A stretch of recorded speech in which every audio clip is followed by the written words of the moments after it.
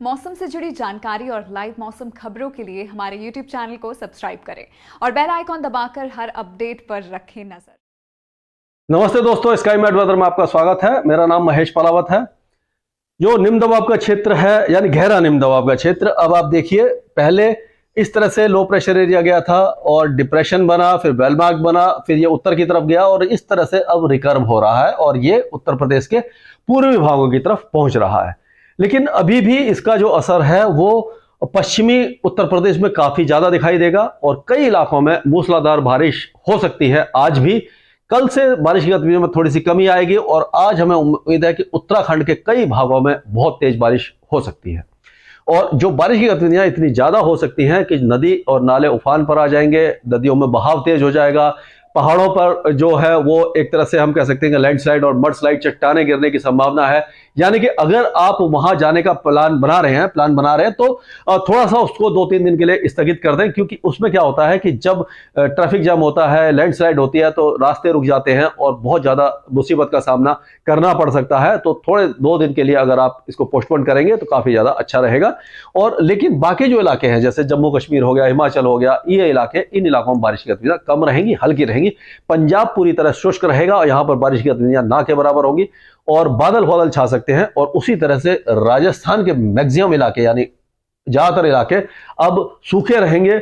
हरियाणा में भी बारिश की संभावना बहुत ज्यादा कम दिखाई दे रही है। दिल्ली में भी मौसम लगभग शुष्क होने वाला है और जो पिछले 1-2 दिनों में आपने बारिश की गतिविधियां देखी थी, अब वो समाप्त होने वाली है और एक बार फिर तापमान थोड़े से बढ़ेंगे, उमस बढ़ेगी, गर्मी और उमस बढ़ने वाली है। लेकिन बहुत ज्यादा दिनों तक अब आपको ये गर्मी और उमस नहीं सहनी पड़ेगी, क्योंकि अब इंडिकेशन ऐसे दिखाई दे रहे हैं कि जो पश्चिमी राजस्थान और पाकिस्तान के कई इलाकों से मानसून विदाई की तरफ शुरुआत करने वाला है, क्योंकि हवाओं का रुख बदल गया है। जो पूर्वी हवाएं थी वो बदल करके पश्चिमी और उत्तर पश्चिमी हो गई हैं।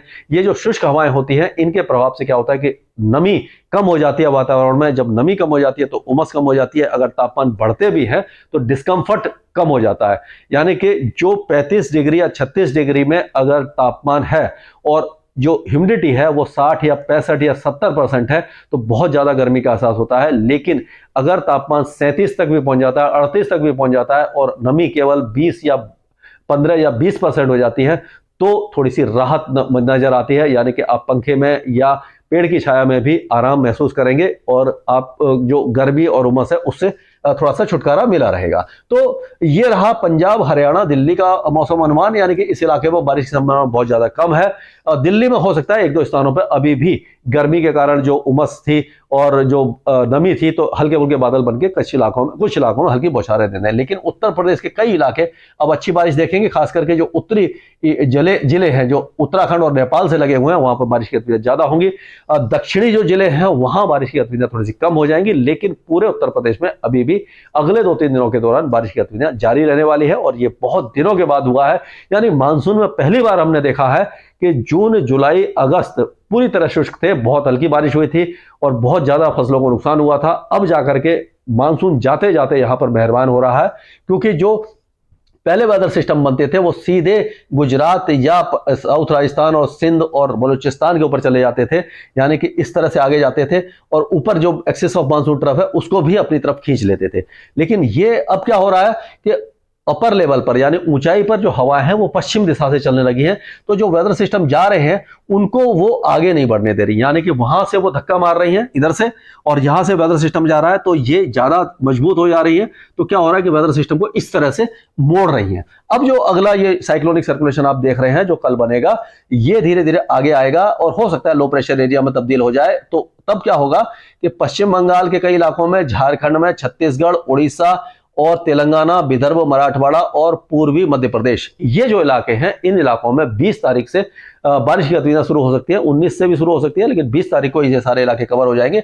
लेकिन ये वेदर सिस्टम, ये जो जैसे आपने देखा था, ये पश्चिमी राजस्थान और यहाँ पर भी इसने, ये पश्चिमी मध्य प्रदेश में इसने अच्छी बारिश दी थी। लेकिन ये जो दूसरा वेदर सिस्टम है ये पश्चिमी मध्य प्रदेश तक भी नहीं पहुंच पाएगा, केवल वो मध्य प्रदेश के पूर्वी और मध्य भागों से ही इस तरह से मुड़ जाएगा और एक बार फिर उत्तर प्रदेश और बिहार को बारिश देगा। ये आगे की बात है।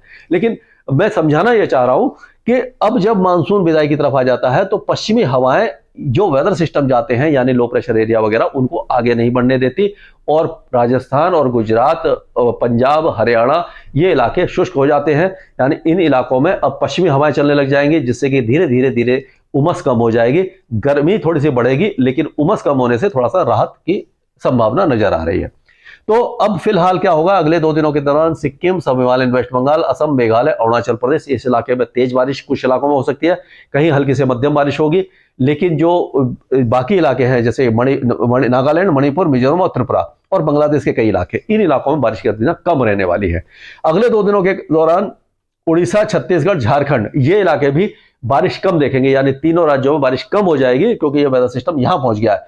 लेकिन जो अगला वेदर सिस्टम आएगा, ये जो लो प्रेशर एरिया बनेगा यहां पर आकर, तो 20-21 तारीख को इस पूरे इलाके में बारिश रहेगी। और अगर मैं उसका एक लाइन खींचने की कोशिश करूं तो वो इस तरह से रहने वाली है, यानी ये पूरे इलाके को कवर करेगी। और ये तेलंगाना के कुछ इलाके और जो आंध्र प्रदेश के कुछ इलाके, ये 20-21 तारीख के आसपास होंगे। तब तक के लिए यहाँ पर जो मौसम है वो शुष्क रहेगा और आगे भी यहाँ पर बहुत ज्यादा हमें वेदर एक्टिविटी दिखाई नहीं दे रही है।